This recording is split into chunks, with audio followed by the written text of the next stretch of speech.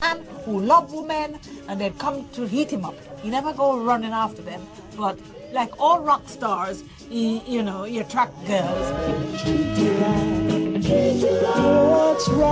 While in London, Bob heard the Clash for the first time. He admired their courage and anger in the face of England's class-based economic oppression and identified with their fight against racism and the system. Bob came to realise that there were a lot of similarities between the punks and the young black kids in London who were getting stopped by the police. And there were a lot of similarities between, his kids he knew back home in Trenchtown. Bob started off taking the mickey, but he ended up doing a record called Punky Reggae Party, which, name checks the Clash. He fitted like a glove, and he was playing football, and there was a lot of, regular football matches going on through 1977, including one with the Clash, I believe. We used to link up with Bob Marley and play football and stuff like that in the team. Make a team and, go out as the Whalers and play football and, do quite good, Never got thrashed, really, I don't know. I think the Whalers slaughtered the Clash, but they were a good team. Could read the game, we call it. Could read the game. Strong. A little short man. Strong. I asked him if he'd ever considered being a footballer as opposed to a musician, and he said never, because music's in his soul, and he made a point of saying football's too rough.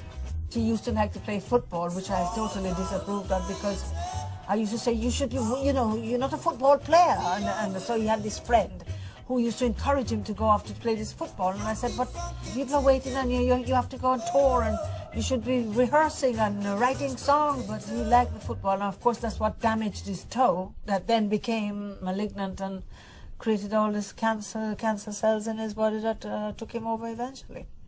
In, May 77, Bob sustained the football injury which would become the cancer, and it was Bob's passion for football which really, he kept playing, he didn't stop in May 1977, he was still playing in 1980, which is a bit silly really. By the late 1970s, Bob Marley had catapulted from the hottest new celebrity in black music to global superstar. He had become a world figurehead, like a Jamaican Martin Luther King. His records sold millions. His tours sold out, and from Asia to America, from Africa to Europe, he sang the message of Jah.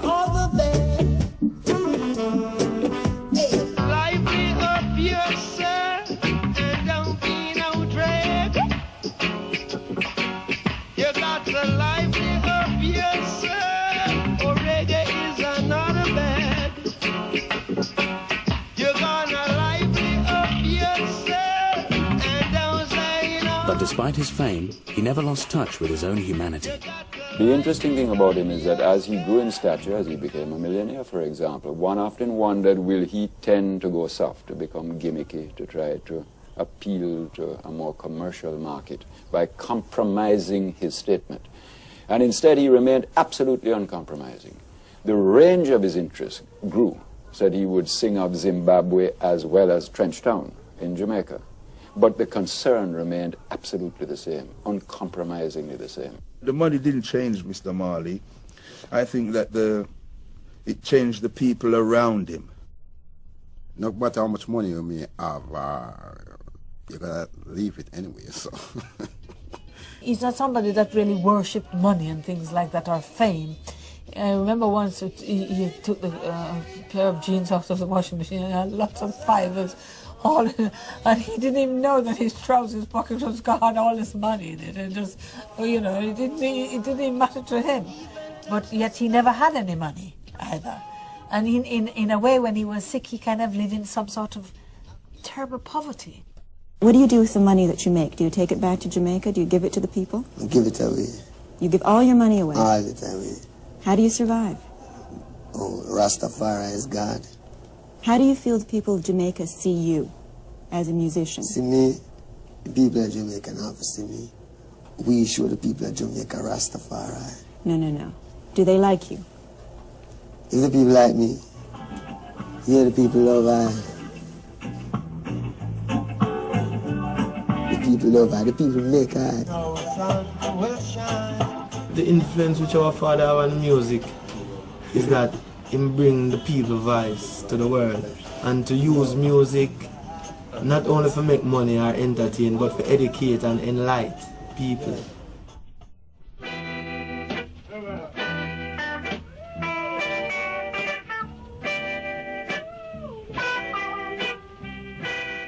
He said, Mama, the doctor say I have cancer in my leg and maybe they have to cut it off.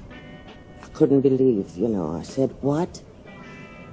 He said, yes, but he said, why would you give me cancer? I never do anybody any wrong. I never do anything that is wrong. What is it? Why? So I didn't really have the answer for that. I could only say, who Jah love it, he chastise it. So, you know, whatever comes, we have to just face what is before us. He was limping, you know, he was hopping away on his bandaged foot.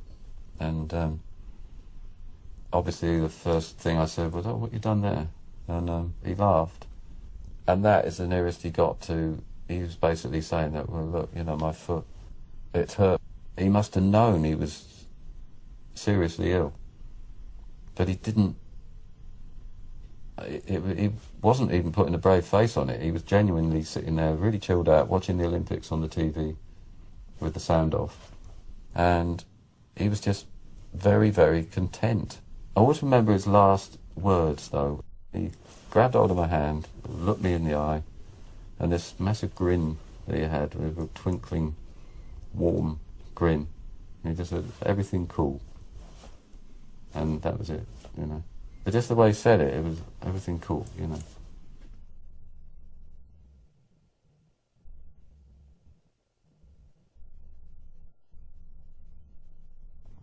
I heard that he passed away. You know, it was terrible.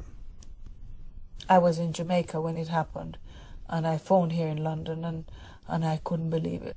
I was totally shocked. I mean, I would never have in a million years thought that that would be the last interview, and a year later he'd be dead. I don't think he should have been made to do that last American tour, because, you know, you've got photos of him in '77 with the bandage, and here he is in 1980 still wearing the bandage, which was basically a permanent fixture in that period. So I don't know why he was forced to do that last tour.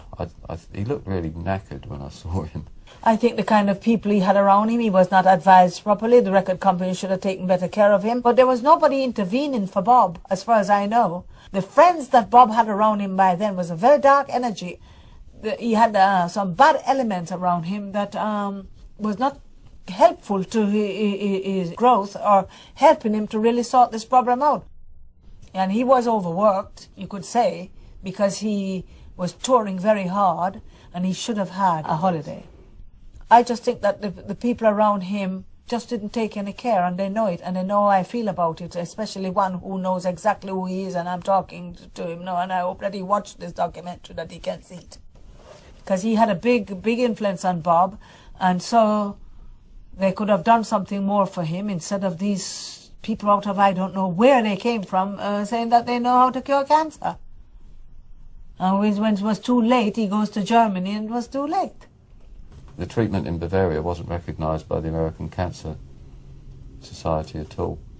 This was kind of renegade, you know, holistic treatment almost.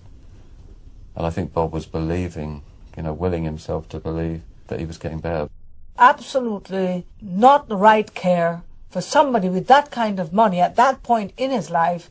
He wouldn't go with traditional Western medicine because of Rastafarian belief. He was a deeply religious bloke.